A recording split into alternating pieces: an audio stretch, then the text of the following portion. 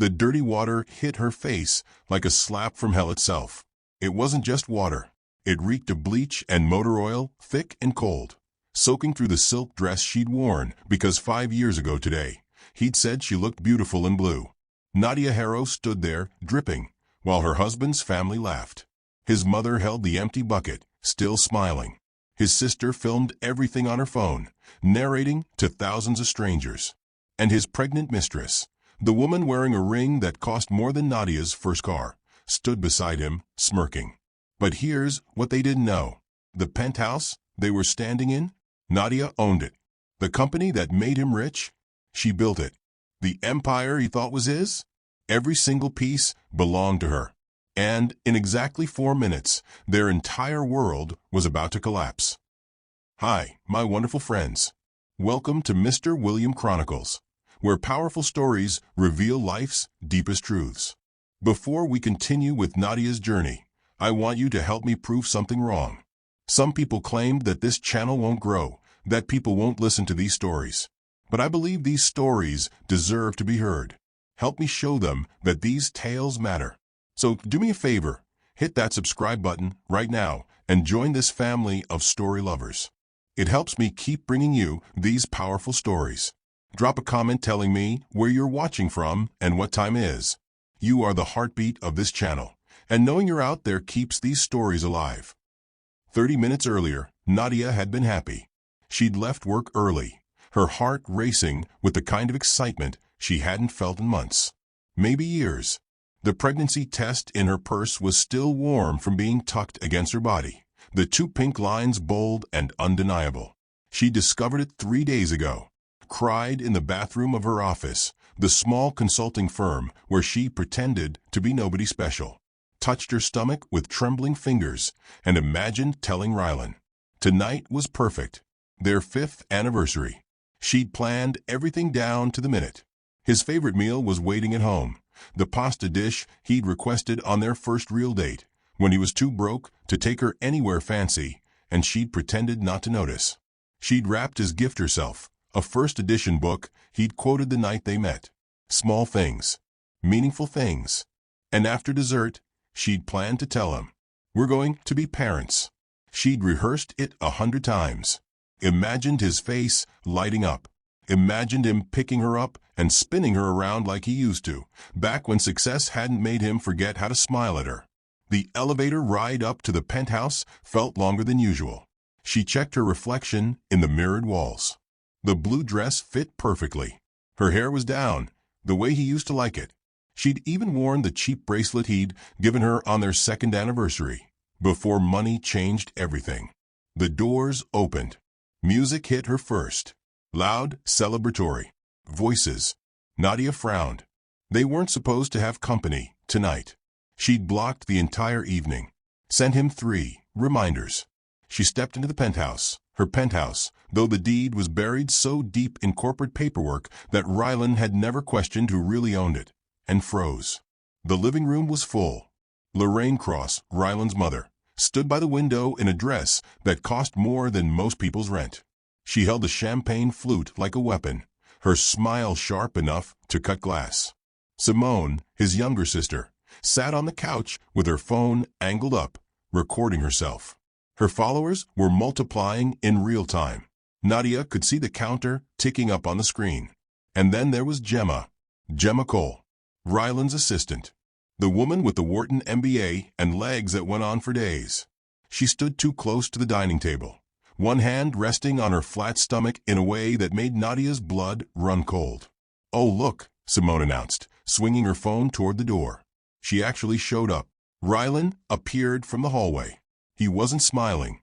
Nadia's chest tightened. Something was wrong. Everything was wrong. "Rylan." Her voice came out smaller than she intended. "What's going on?" "I thought we were. We need to talk." He cut her off, his tone flat, businesslike. The same voice he used with employees he was about to fire. He crossed the room and held out an envelope. Nadia stared at it. Her hands stayed at her sides. "Take it," he said. She did. The paper felt heavy, official. Her fingers shook as she opened it. "Petition for dissolution of marriage." The words blurred. She read them again and again. I'm done, Nadia. Ryland's voice was calm. Too calm. Like he'd practiced this. I've outgrown this. Outgrown you. Lorraine laughed, a sharp, ugly sound. Finally. My son is thinking clearly. Nadia looked up. What are you talking about? You were fine when he had nothing, Lorraine said, stepping closer. A nice little placeholder. But now he's somebody. He deserves better. Better. Nadia repeated. The word tasted like ash. Gemma moved then, sliding her hand into Ryland's. Her other hand stayed on her stomach. I'm pregnant, Gemma said. Her voice was soft, apologetic, fake. Ryland's doing the right thing. The room tilted. Nadia's hand moved unconsciously to her own stomach, to the secret growing there. The baby she'd been about to tell him about. You're... She couldn't finish the sentence. 3 months, Gemma confirmed. We didn't mean for it to happen, but it did. Ryland's jaw tightened. And I'm going to be a father. A real father. With someone who actually fits into my life now. Simone zoomed in with her phone, capturing every second. This is epic, she whispered to her followers. My brother's finally free from a gold digger. Nadia's throat closed. Gold digger. Please. Lorraine stepped closer, her perfume suffocating.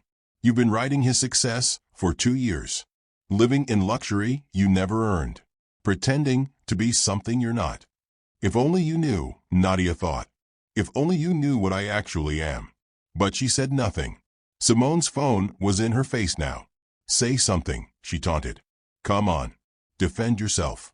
Tell us you're not just a leech. Nadia looked at Ryland. Really looked at him. This was the man who'd proposed to her in a park with a silver ring he'd saved 6 months to buy. The man who'd held her hand through his mother's cruelty at their wedding. The man who'd whispered, I love you on their first anniversary, like it was a prayer. Where had he gone? Sign the papers, Ryland said. Don't make this harder than it needs to be. Nadia's fingers tightened on the envelope. It's our anniversary. I know. He didn't even flinch. Seemed like the right time to clear things up. Lorraine moved to the side table. Picked something up. A bucket. Nadia saw it too late.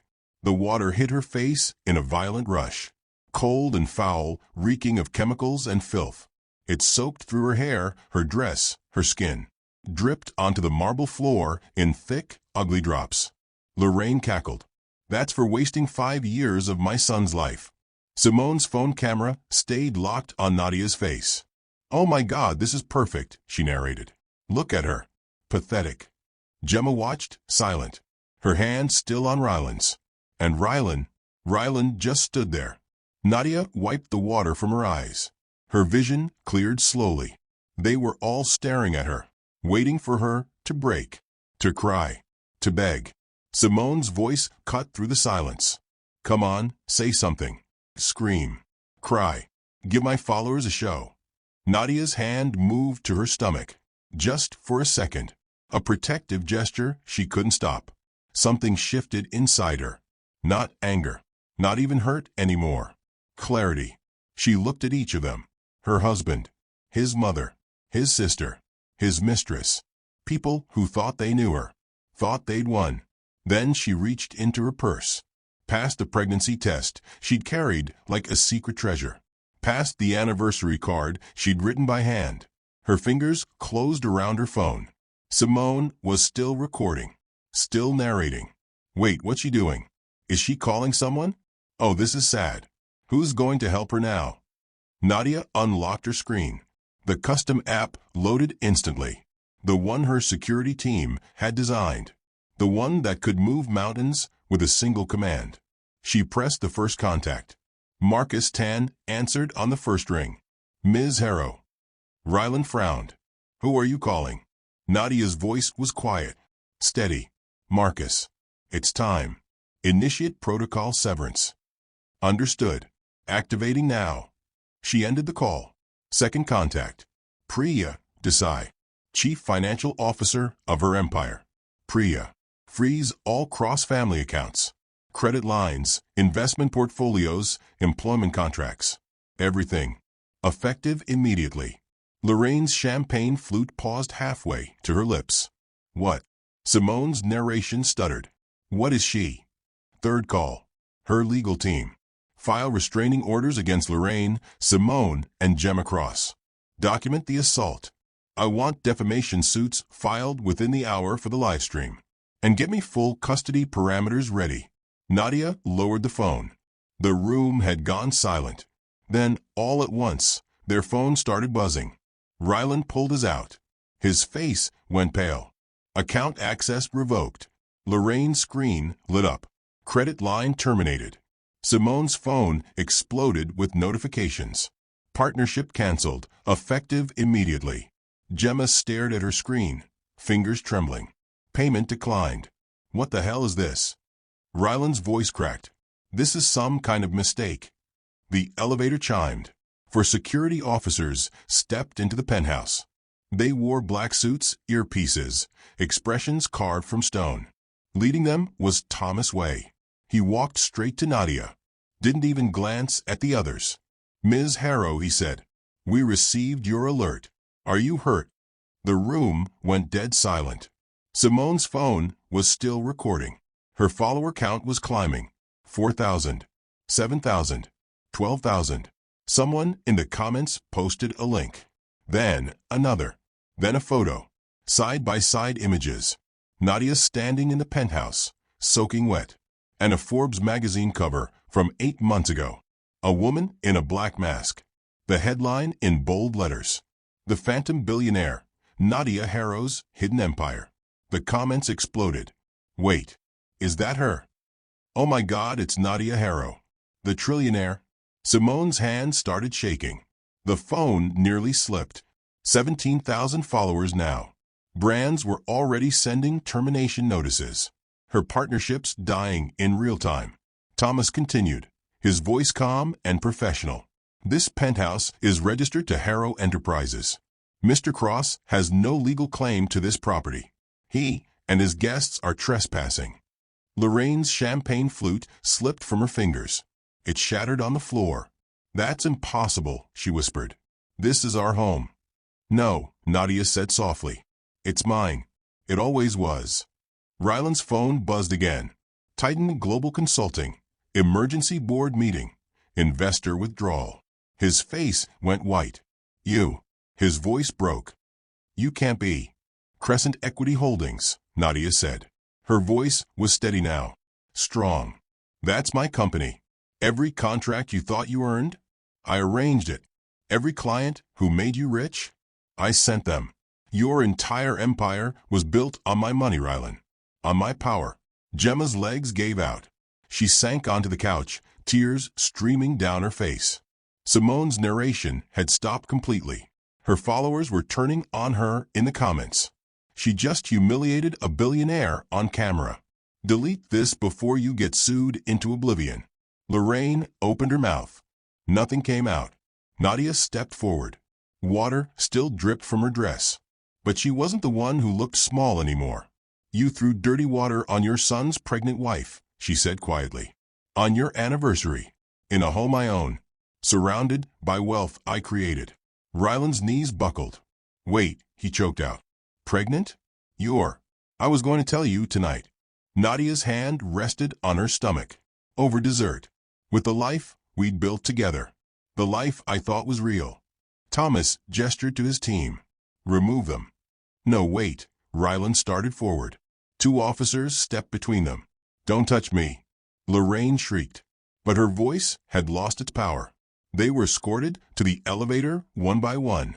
Simone was still holding her phone, still recording her own destruction.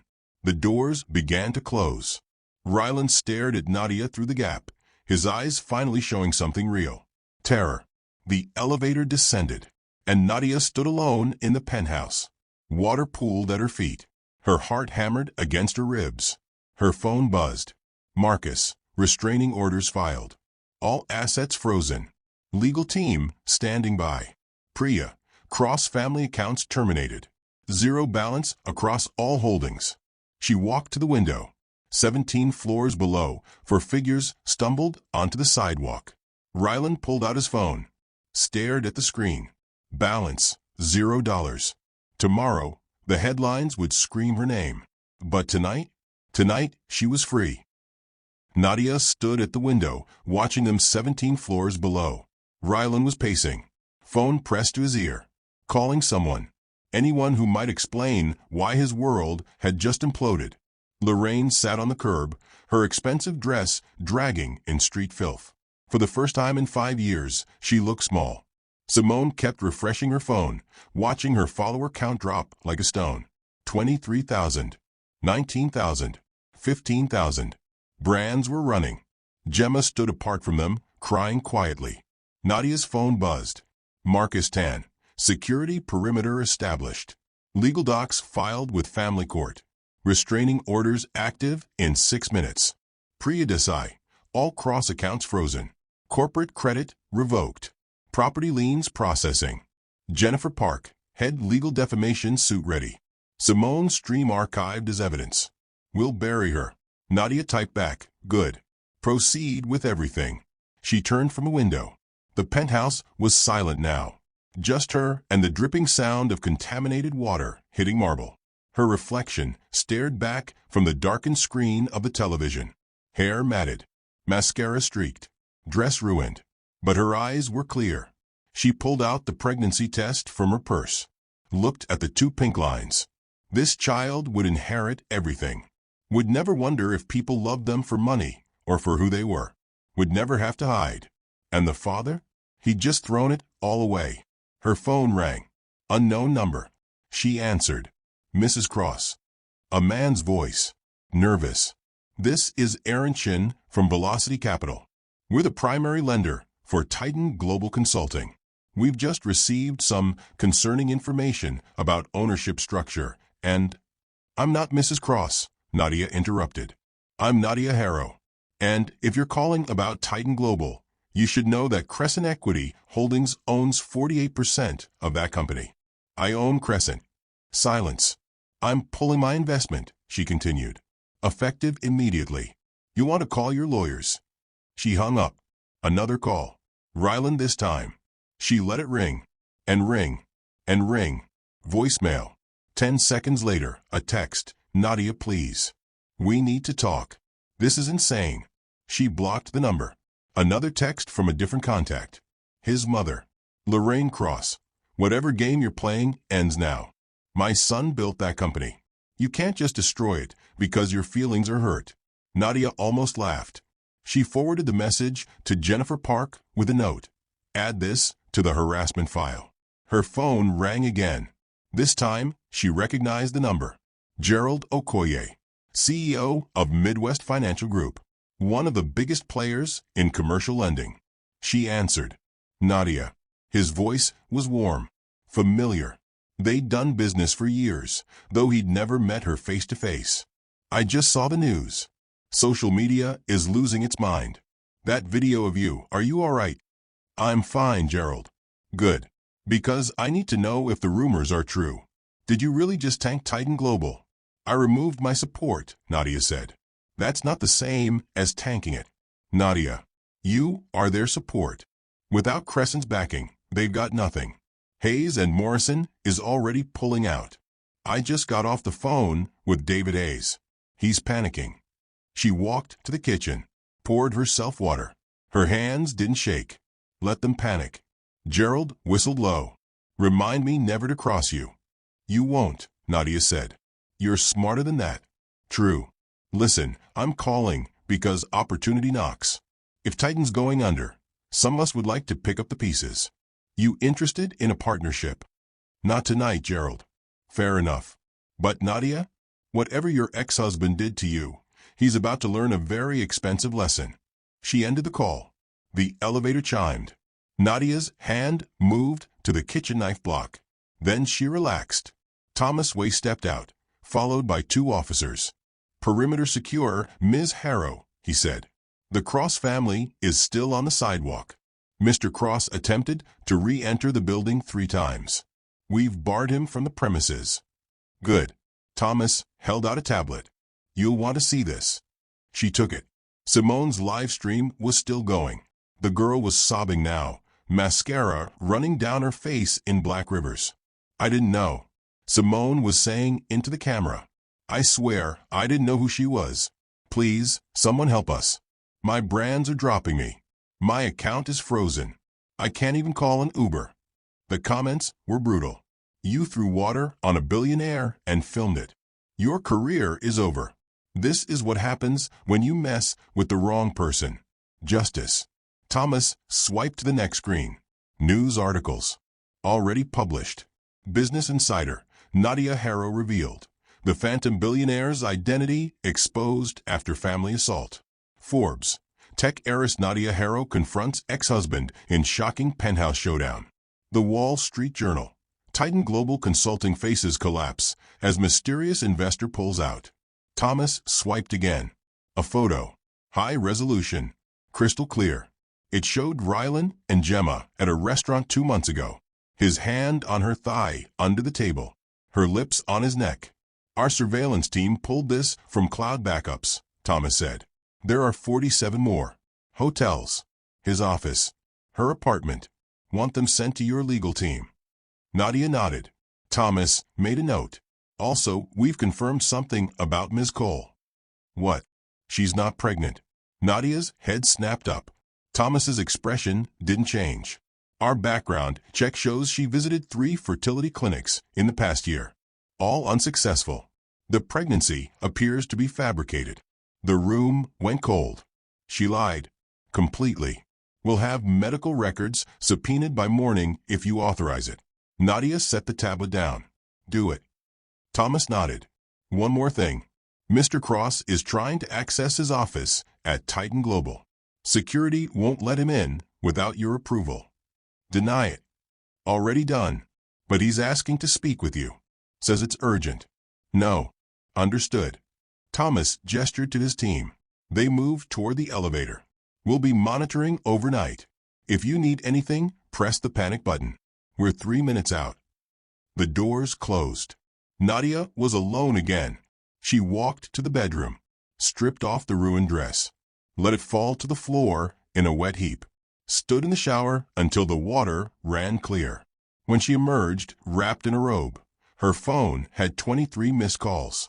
Rylan, Lorraine, unknown, Rylan, Simone, unknown, Rylan, all blocked now. She sat on the edge of the bed, opened her laptop. The news coverage had exploded. Every major outlet running a story. Someone had enhanced the audio from Simone's stream. Isolated Lorraine's voice, saying, "That's for wasting 5 years of my son's life." Twitter was on fire. Hashtag Nadia Harrow was trending worldwide. She scrolled through the comments. This woman hid her identity to find real love, and they threw dirty water on her. The way she stayed calm while destroying them. Iconic. Imagine being so broke you don't know your wife is a billionaire. He really thought he upgraded from a trillionaire. Someone had made a meme. Split screen. Left side, Gemma's smug face. Right side, Nadia's Forbes cover. Caption: When you're the other woman, but the wife owns the entire game. It had 400,000 likes. Nadia closed the laptop. Her phone buzzed. Another text. Not from Ryland this time. Unknown, you think you've won. You haven't. I'll destroy you for this. She forwarded it to Jennifer Park. Trace this. Add to the file. Response came in seconds. On it. Looks like Lorraine's number. She's digging herself deeper. Nadia set the phone aside. Walked back to the window. They were still down there. Rylan was sitting now, head in his hands. His suit jacket, the one she'd bought him last Christmas, was wrinkled. Simone had finally stopped streaming. She sat beside Lorraine, both of them staring at nothing. Gemma was on her phone, probably calling someone, probably realizing her fake pregnancy was about to be exposed. A black car pulled up. Marcus Tan stepped out. He approached Rylan, said something, handed him papers. Even from 17 floors up, Nadia saw Rylan's shoulders collapse. The restraining orders had been served. Rylan looked up at the building, at her window. She didn't move, didn't hide. Let him see her standing there, whole, untouchable. Marcus got back in the car, drove away. Rylan pulled out his phone, tried calling again. The call didn't go through. Blocked. He screamed something. She couldn't hear it through the glass. Lorraine stood. Started yelling too. Pointing at the building. At security guards who wouldn't let them back in. Simone was crying again. And Gemma? Gemma walked away. Just turned and left them there. Smart girl. Nadia's phone buzzed. Priya Titan Global's board called emergency meeting for 6 a.m. They're voting to remove Rylan as CEO. Hayes and Morrison officially withdrew. Stock dropped 67% after hours. Marcus Tan. Restraining orders served. All 4 subjects barred from contact. Violations will result in immediate arrest. Jennifer Park. Simone's stream has 4.2 million views. She's being sued by 3 brands for breach of morals clause. Her career is finished. Nadia typed back to Jennifer. And Gemma's pregnancy? Jennifer. Working on subpoenas. Should have confirmation by noon tomorrow. Once proven false, we'll add fraud to the charges. Nadia set the phone down. Looked at her reflection in the window. 5 years ago, she'd been a woman in love. A woman who thought hiding her power would protect something real. Tonight, she was something else. She placed her hand on her stomach. You won't have to hide, she whispered. Not ever. Outside, rain began to fall. Soft at first. Then harder. Rylan and his family scattered, running for cover they couldn't afford. No car service would accept their cards. No hotel would check them in. The city that had once opened doors for them now had every door locked. Nadia watched them disappear into the rain. Her phone lit up one more time. Marcus Tan. They're trying to check into the Ritz. Front desk just denied them. Words spreading fast. She smiled. Not from joy. From justice. They'd wanted to humiliate her. Film it. Share it with the world. So she'd let them. And the world had chosen her. Nadia turned from the window. Walked to the nursery she'd been secretly preparing. The room Rylan had never asked about. Pale yellow walls. A crib she'd assembled herself. Books on the shelf. She sat in the rocking chair. Outside, thunder rolled. Inside, for the first time in years, Nadia felt something close to peace. Tomorrow would bring more battles. More revelations. But tonight she'd won. And they'd lost everything. Morning came too fast. Nadia woke to her phone vibrating nonstop.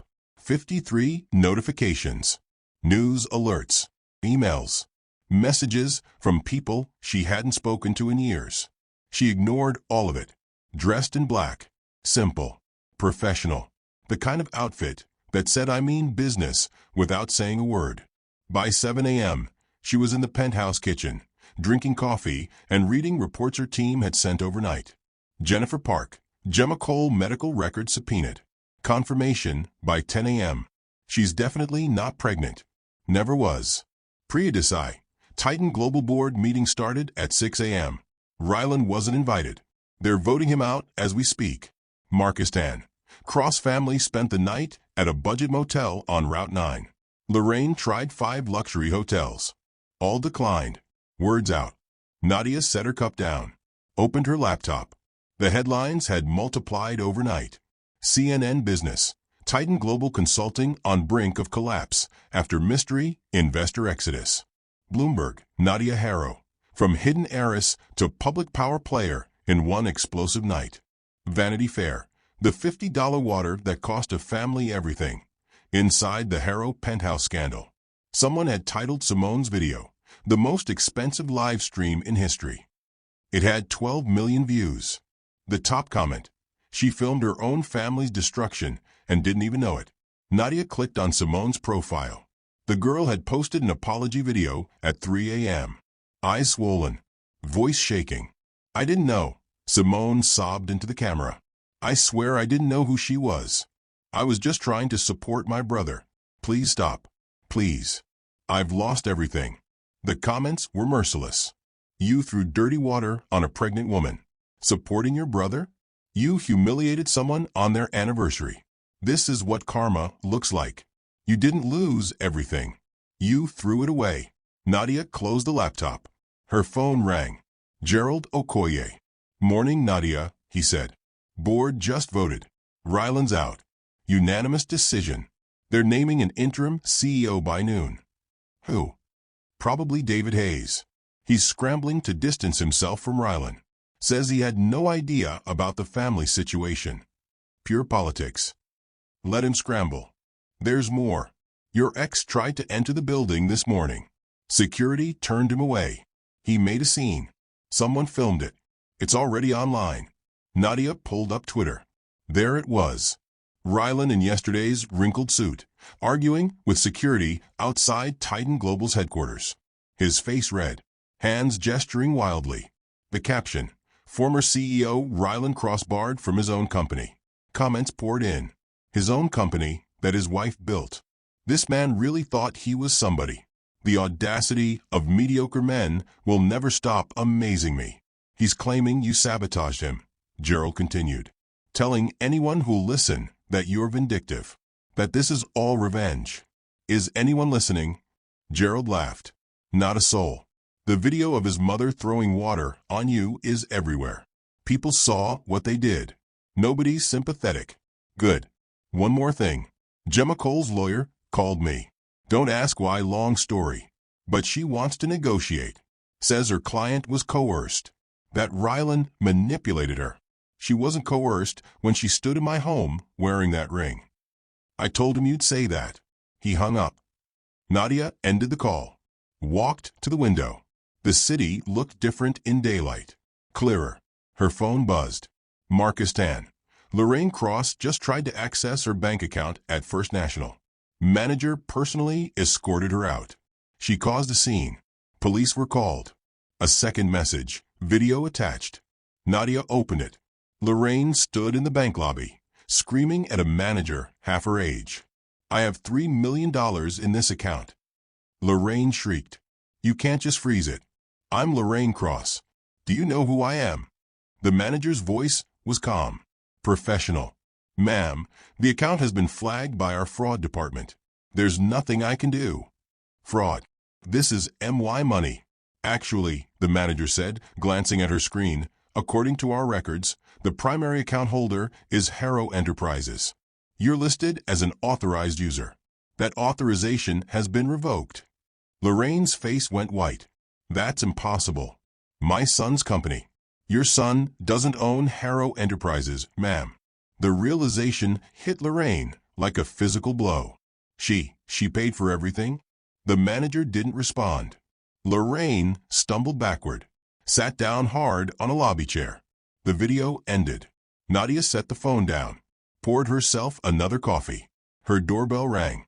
She checked the security camera. Thomas Way stood outside with a manila envelope. She buzzed him in. Ms. Harrow. He handed her the envelope. Medical records. Confirmed. Gemma Cole is not pregnant. Has never been pregnant. 3 fertility specialists have documentation proving she's been trying for 18 months with no success. Nadia opened the envelope. Read the first page. Patient, Gemma Marie Cole. Status, non-pregnant. Multiple negative tests spanning 18 months. Last appointment, 2 weeks ago. Result, negative. She'd lied about everything. There's more, Thomas said. We pulled her phone records. She's been in contact with a lawyer specializing in paternity fraud. They had a call scheduled for next week. She was planning to fake the whole thing. Thomas nodded. Likely intended to claim miscarriage after securing marriage. Common scheme. Nadia handed the envelope back. Send copies to Jennifer. I want this in every filing. Already done. The elevator chimed again. Nadia frowned. Who else is coming up? Your CFO. She insisted. Said it was urgent. Priya Desai stepped out, tablet in hand, moving fast. We have a problem, Priya said. Rylan's hired Alan Finch. Nadia's stomach dropped. Alan Finch. The lawyer who defended 3 Fortune 500 CEOs in fraud cases. Won every time. He can't afford Finch, Nadia said. His mother put up her house as collateral. Well, try to. Turns out her house is also owned by one of your subsidiaries. She's been living in a property you own for 3 years. Nadia almost smiled. So Finch won't take the case? Oh, he took it. Pro bono. Says it's about principle. Translation. He wants the publicity. Let him have it. Priya pulled up something on her tablet. Finch is claiming you've committed corporate espionage, that you infiltrated Ryland's business under false pretenses, that the marriage was a fraud designed to steal his company that didn't exist until I funded it. Facts don't matter to Finch. Optics do. He's good, Nadia. Really good. Then we'll be better. Priya smiled. Jennifer's already on it. She's filing a countersuit. Fraud, defamation, emotional distress. And now, with Gemma's medical records, we're adding conspiracy. How long until this goes public? It already is. Priya turned the tablet around. TMZ. Billionaire heiress Nadia Harrow faces legal challenge from ex-husband's power attorney. Page 6. War of the Wallets. Cross versus Harrow headed to court. The comments were split. Some supported Ryland, called Nadia manipulative, said she trapped him. But most saw through it. He cheated on her with a woman who faked a pregnancy, and she's the bad guy? This man got rich off her money and wants to play victim. Alan Finch can't save you from your own stupidity, Ryland. Nadia handed the tablet back. What's our position? Ironclad, Priya said. Every investment was documented. Every contract legal. You didn't infiltrate anything. You invested in a struggling business. The fact that you were married to the owner is irrelevant. And the prenup? Airtight. He gets nothing. We made sure of that 5 years ago. Thomas's phone buzzed. He glanced at it. Ms. Harrow, you need to see this. He pulled up a live stream. Ryland was holding a press conference. Outside Titan Global. Reporters everywhere. My wife deceived me, Ryland said into the microphones. His voice was steady, rehearsed. She hid her identity for 5 years. Used me to build her empire. And when I tried to move on with my life, she destroyed everything out of spite. A reporter shouted, What about the video of your mother throwing water on her? Ryland's jaw tightened. That was a misunderstanding. Emotions were high. My family didn't know about her situation. Her pregnancy, another reporter pressed. Ryland hesitated. I wasn't aware. But your girlfriend is also pregnant, correct? Gemma and I are expecting, yes. Nadia's phone buzzed. Jennifer Park, turn on Channel 7. Now. She grabbed the remote. Channel 7 was running a split screen. Left side, Ryland's press conference.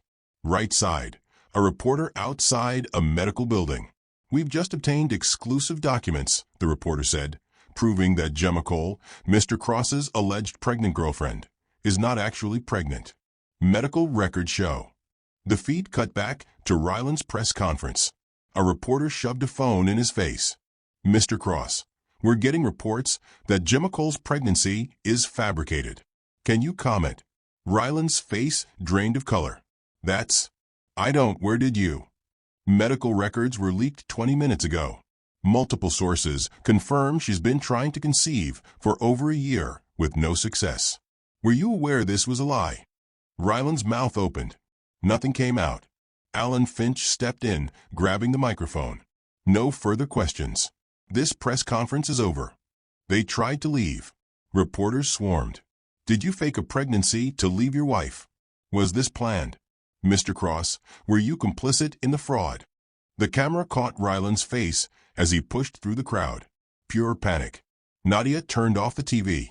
Thomas and Priya were both staring at her. You leaked the medical records, Priya said. Not a question. Jennifer did, Nadia corrected. Legally. Through proper channels. Brilliant. Nadia's phone rang. Unknown number. She answered.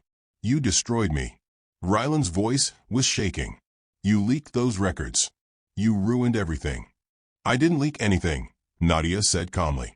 Medical records are subpoenaed as part of fraud investigations. That's public record. You knew what would happen. I knew the truth would come out. Yes. Gemma's career is over. My mother can't show her face anywhere. Simone's lost everything. And me? I'm a joke. You were a joke the moment you believed a woman who lied about being pregnant. She said. I don't care what she said, Ryland. You chose to believe her. You chose to humiliate me. You chose all of this. Silence. Then, I want to see you. No.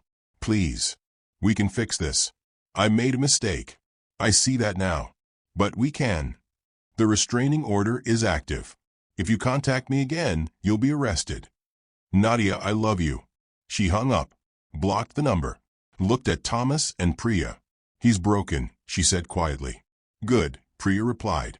Thomas nodded. He should be. Nadia walked back to the window. 17 floors below. News vans surrounded the building. Reporters everywhere. Her phone buzzed one final time. Marcus Tan. Gemma Cole just issued a statement. She's blaming Ryland for everything. Says he coerced her into lying. She's cooperating with authorities. Jennifer Park. Ryland's finished. Finch just dropped him as a client. Case is dead. Nadia set the phone down. It was over. Not the legal battles. Those would take months. But the war? She'd won. And they'd lost everything they never really had. But how did it come to this? How did a woman worth billions end up married to a man who didn't even know her real name? The answer started 5 years ago, in a different version of Nadia's life. She was 26 and exhausted. Not physically, financially exhausted. Every conversation was a calculation. Every smile had a price tag. Every man who asked her to dinner wanted something. A business connection, an investment, a piece of her empire. Nadia Harrow owned pieces of 17 industries. Tech, real estate, energy, pharmaceuticals. Her net worth had 9 zeros, and nobody knew her face. She'd worked hard to keep it that way. But wealth without connection felt like gold in an empty room. Beautiful, useless, cold. So one Tuesday afternoon, she made a decision that would change everything. She disappeared, rented a studio apartment under her mother's maiden name, Nadia Okafor. Got a job at a small consulting firm making $52,000 a year. Bought clothes from normal stores. Rode the subway. Lived like everyone else. No bodyguards. No assistants. No empire. Just her. She wanted to know if anyone could love Nadia the person, not Harrow the brand. 3 months in, she'd almost given up. Then she met him. The art gallery was small, crowded, the kind of place where local painters hung work that would never sell. Nadia stood in front of a canvas that looked like chaos. Reds and blacks and sharp angles that didn't make sense. Looks like my life, a voice said beside her. She turned. He was tall, mid-30s. Dark hair slightly messy, like he'd forgotten to comb it. His suit was nice, but not expensive. The kind you buy when you're trying to look successful, but aren't quite there yet. His smile was crooked, real. Then your life is more interesting than mine, Nadia replied. I doubt that. He extended his hand. Ryland Cross. Nadia Okafor. They talked for 2 hours. He told her about his dream, a consulting firm that helped small businesses compete with corporations. He just launched it 6 months ago. Spent every dollar he had. Worked 16-hour days. He wasn't trying to impress her. He was just passionate. When he asked for her number, she gave it without hesitating. Their first date was coffee at a place with plastic chairs.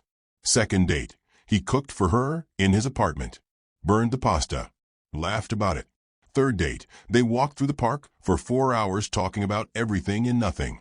He never asked about her family's money. Never asked what her parents did. Never seemed to care about anything except knowing her. For the first time in years, Nadia felt seen. 6 months in, Ryland proposed. Not at a fancy restaurant. Not with a ring that cost thousands. In the same park where they'd had their third date. On one knee. With a silver band he'd saved for months to buy. I don't have much yet, he said, voice shaking. But I promise I'll build something you're proud of. She said yes. Not because of what he'd build. Because of who he was in that moment. Vulnerable. Hopeful. Hers. The wedding was small. His family came. His mother, Lorraine, wore disappointment like perfume. His sister, Simone, whispered loud enough for Nadia to hear. She's so plain. Where did he even find her? But Ryland held her hand through it all. Told his family she was everything he needed. And Nadia believed him. They moved into a small apartment. Combined their tiny incomes. struggled with bills. Ryland's business was failing. Clients weren't coming. Money was running out. Nadia watched him stress, watched him age overnight. So she made a call, not as his wife, as Nadia Harrow. She created Crescent Equity Holdings, a shell investment firm that looked independent, funneled capital into his company through venture funding, engineered client contracts, whispered his name in boardrooms through intermediaries he'd never trace. Within 18 months, Ryland's firm exploded. Contracts with major corporations, features in business magazines, invitations to exclusive events. He thought he'd earned it. She let him believe it, because she loved him. But success changed him. Slowly at first, then faster. He worked later, traveled more, started attending galas without her. You wouldn't fit in, he'd say. It's all corporate people. You'd be bored. His phone was always in his hand. Messages from people she didn't know. Lorraine's visits increased. Her words sharpened. Now that you've made something of yourself, don't you think you deserve someone more polished? Simone posted photos from dinners Nadia wasn't invited to. Family-only nights that somehow included his new assistant, Gemma Cole. Wharton MBA. Model looks. Everything Nadia apparently wasn't. Nadia saw it happening. The distance. The change. But she stayed quiet, hoping it was temporary. Hoping the man she'd married was still there somewhere. 3 days before their 5th anniversary, she discovered she was pregnant. Cried in her office bathroom. Touched her stomach with shaking hands. Planned the perfect night to tell him. Their anniversary. Over dinner. With the life they'd built together. She had no idea what was waiting for her. If you're still watching and feeling that rush right now, tap that like button. Nadia's about to get the justice she deserves. Show this story some love with a like and comment, "I see you, Nadia," if you're rooting for her. Subscribe to Mr. William Chronicles if you're enjoying this story, so you don't miss powerful tales just like this one. We're just getting to the good part. The first year of marriage was perfect. Ryland still kissed her goodbye every morning. Still called her during lunch just to hear her voice. Still looked at her like she was the only person in the room. They lived in a cramped apartment where the heating barely worked. Ate ramen 3 nights a week. Saved every dollar. But they were happy. Nadia would come home from her consulting job to find him at their tiny kitchen table, drowning in paperwork, stress written across his face. "It's not working," he'd say. "I'm losing clients faster than I can find them." She'd wrap her arms around him from behind. Give it time. What she didn't tell him, she'd already made the calls. Crescent Equity's first investment hit his account a week later. $200,000. Enough to keep the doors open. Ryland thought he'd pitched a venture fund successfully. He hadn't pitched anyone.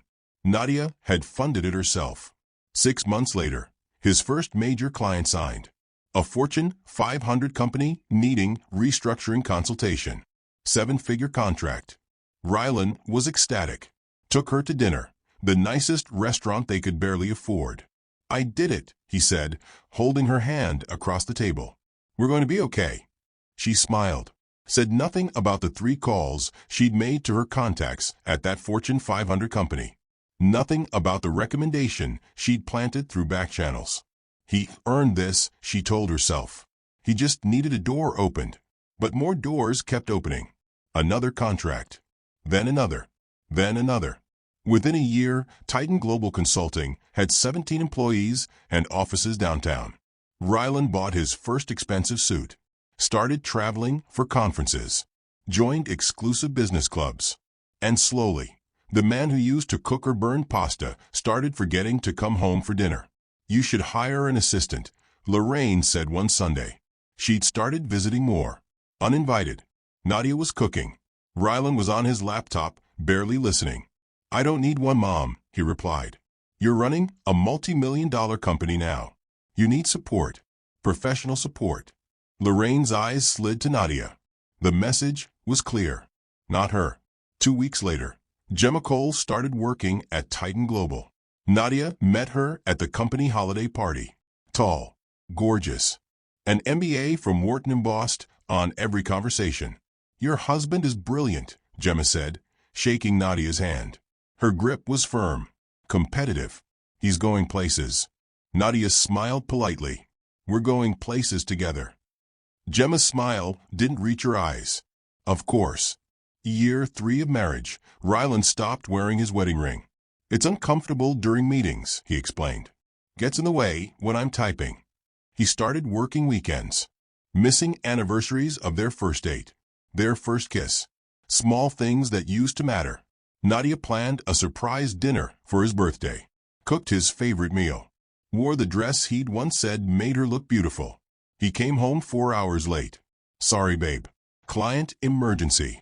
You know how it is. His shirt smelled like perfume that wasn't hers. She said nothing. Simone's social media became a weapon. Posts from expensive restaurants. Date night with my amazing brother and his team. Photos from corporate events. Ryland in the center.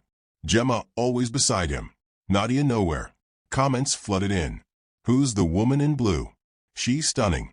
Simone would reply. That's Gemma, my brother's assistant. Power duo.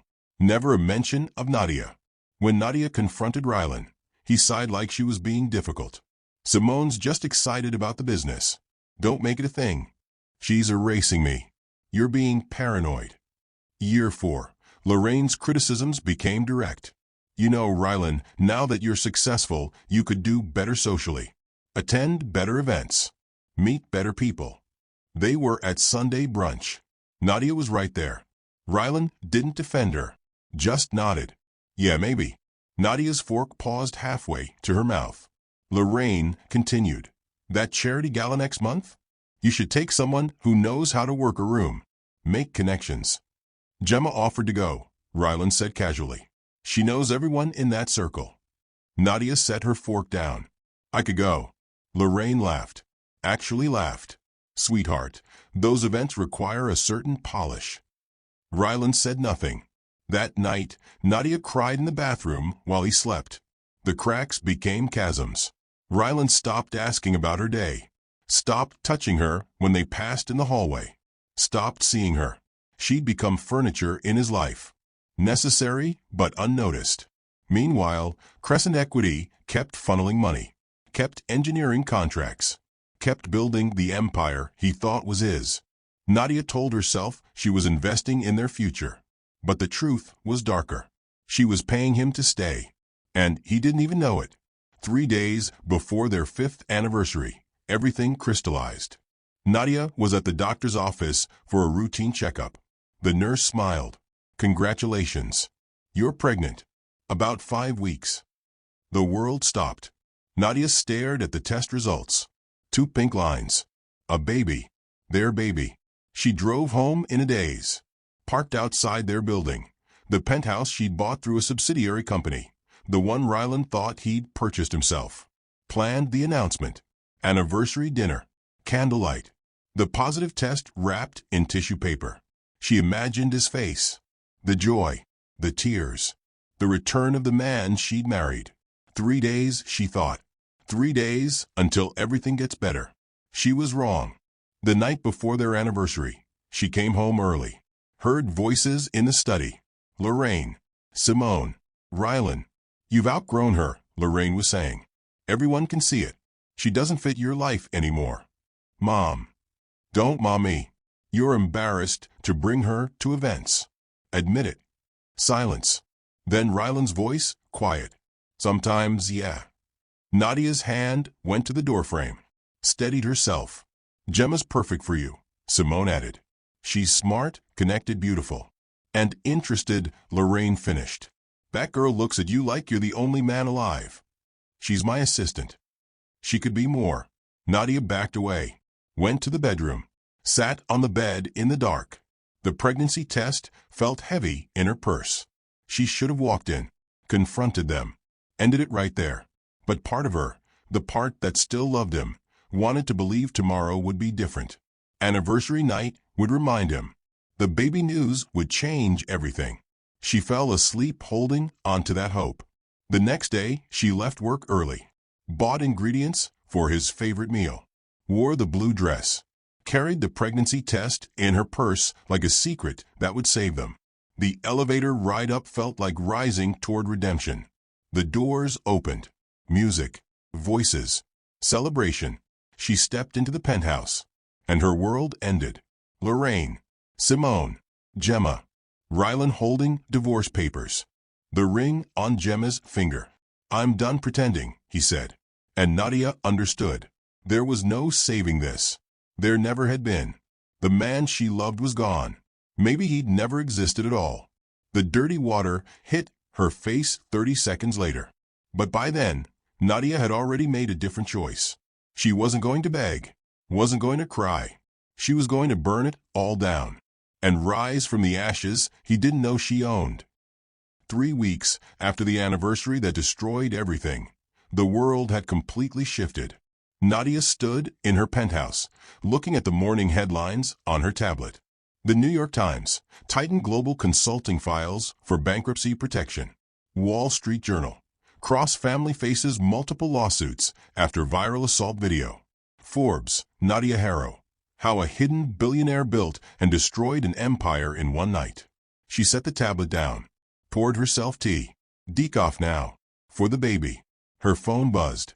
Marcus Tan, final update. Rylan Cross evicted from temporary housing. Lorraine's assets fully liquidated. Simone's bankruptcy filing approved.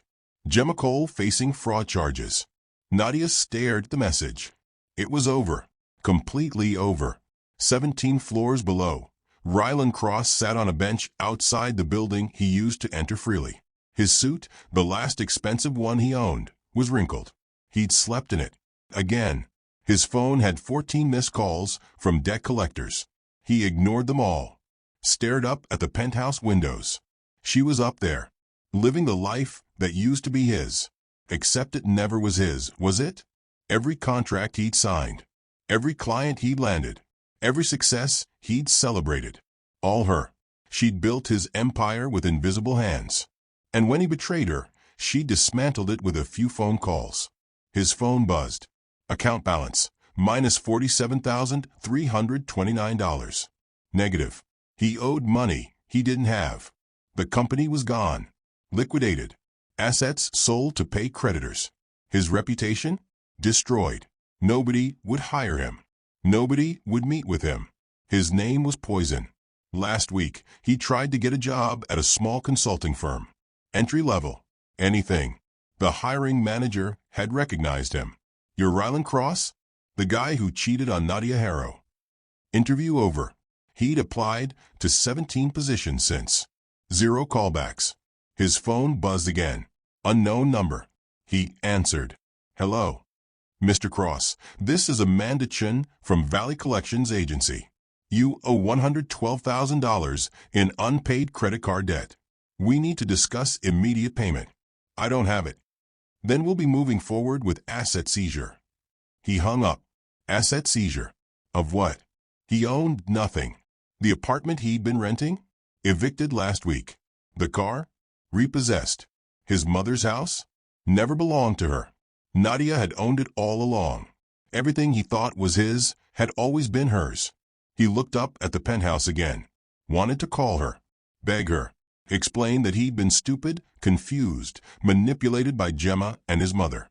But the restraining order was still active. If he contacted her, he'd be arrested. So he sat on the bench. Alone. Broken. Exactly what he deserved. Lorraine Cross stood in line at the unemployment office. The woman who used to wear designer dresses now wore clothes from a thrift store. The woman who used to lunch at country clubs now waited for food stamps. Her phone was disconnected. Couldn't pay the bill. Her credit cards? Maxed out and canceled. Her bank accounts? Frozen. Then emptied to pay back Nadia's companies for unauthorized use of corporate funds. Turns out the allowance Rylan had been giving her for 5 years came from Crescent Equity's operating budget. Nadia's money. Every vacation Lorraine took. Every spa day. Every expensive dinner. Paid for by the daughter-in-law she'd humiliated. The irony was suffocating. Last week, Lorraine had tried calling old friends. Women from her social circle. None of them answered. She tried showing up at the country club. Security escorted her out.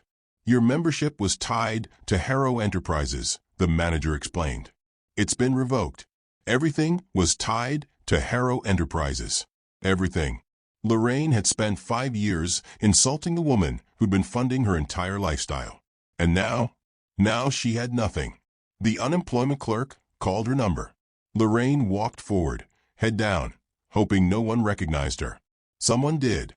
"Hey, aren't you that lady from the video?" a woman whispered. "The one who threw water on the pregnant billionaire." Lorraine didn't respond, just signed the papers and left. Simone Cross's social media accounts were deleted. Not by choice. Every platform had banned her.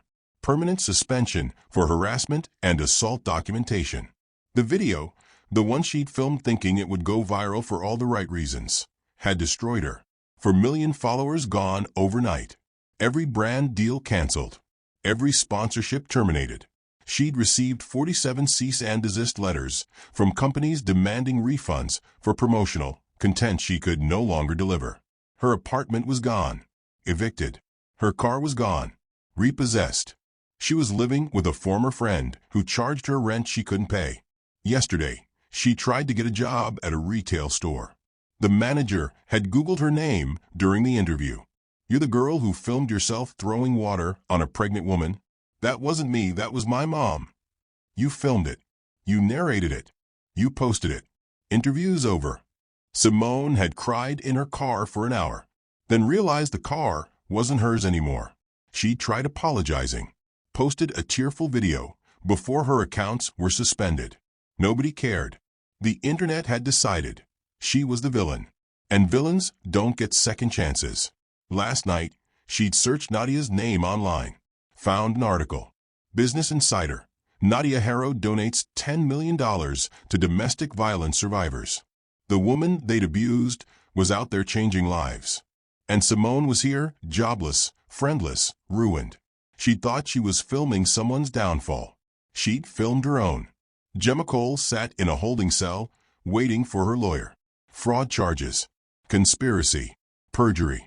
The fake pregnancy had unraveled spectacularly. Medical records leaked. Doctors testified. The truth came out in brutal detail. She'd lied to Rylan, lied to his family, lied to herself. Thought she could fake it until it became real. Instead, she'd become a criminal. Her lawyer arrived, sat across from her with exhausted eyes. "The prosecution has everything," he said. "Phone records, medical testimony, the video of you claiming pregnancy. You're going to prison, Gemma." "For how long?" 3 to 5 years if you're lucky. She'd wanted the rich husband, the easy life, the shortcuts successful women seemed to take. Now she had a criminal record and a cell. Nadia Harrow's team offered a deal. Her lawyer continued. "You testify against Rylan in the civil suit. They'll reduce charges to misdemeanor fraud. Probation instead of prison." "She's letting me go. She's being strategic. You're not worth her time." "Rylan is." Even in mercy, Nadia was calculating. Gemma signed the deal, testified that Rylan had known about the fake pregnancy, that he'd encouraged it, that they'd planned it together. All lies. But Rylan had no way to prove it. And Gemma? Gemma just wanted to survive. 6 months later, Nadia sat in her penthouse nursery, rocking chair moving slowly. Her belly was round now, visible. The baby kicked occasionally, reminding her she wasn't alone. The room was finished. Pale yellow walls. A crib she'd assembled herself. Shelves full of books.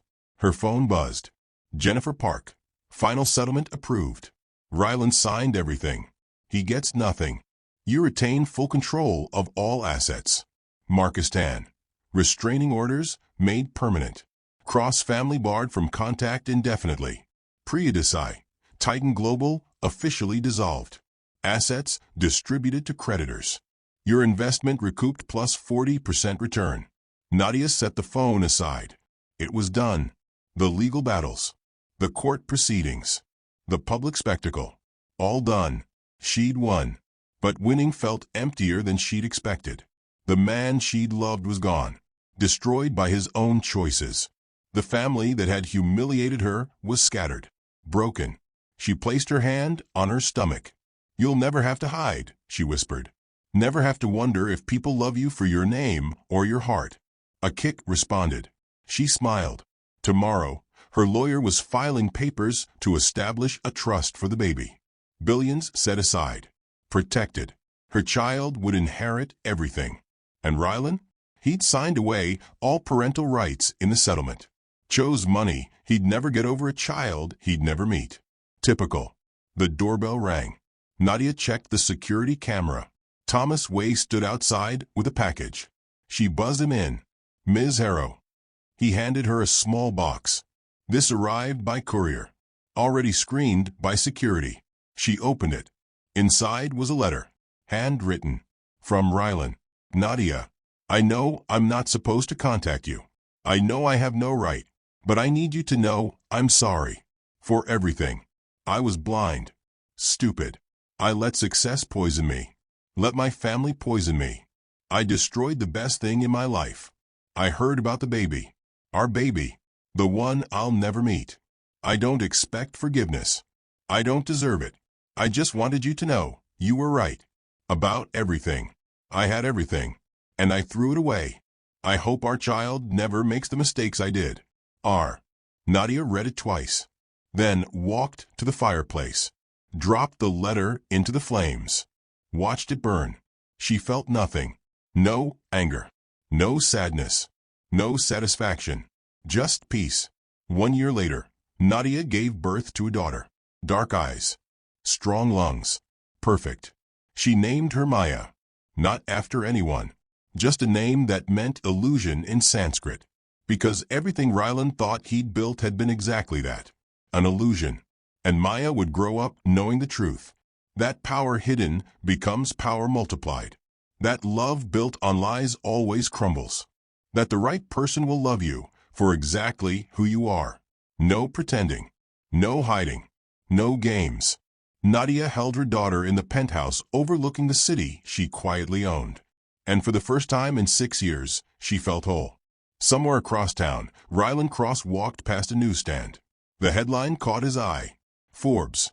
Nadia Harrow named world's youngest self-made billionaire under 30. Beneath it, a photo. Nadia holding a baby. Both of them smiling. His daughter. The family he destroyed.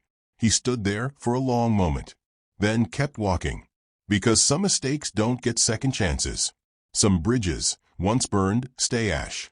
And some people are simply too powerful to ever need you back. If you enjoyed this story, don't forget to like. It really helps the channel grow. Drop a comment telling us where you're watching from and your favorite moment in this story. And subscribe to Mr. William Chronicles so you don't miss stories like this. We tell stories about people who turned their pain into power. And trust me, there are more coming. See you in the next one.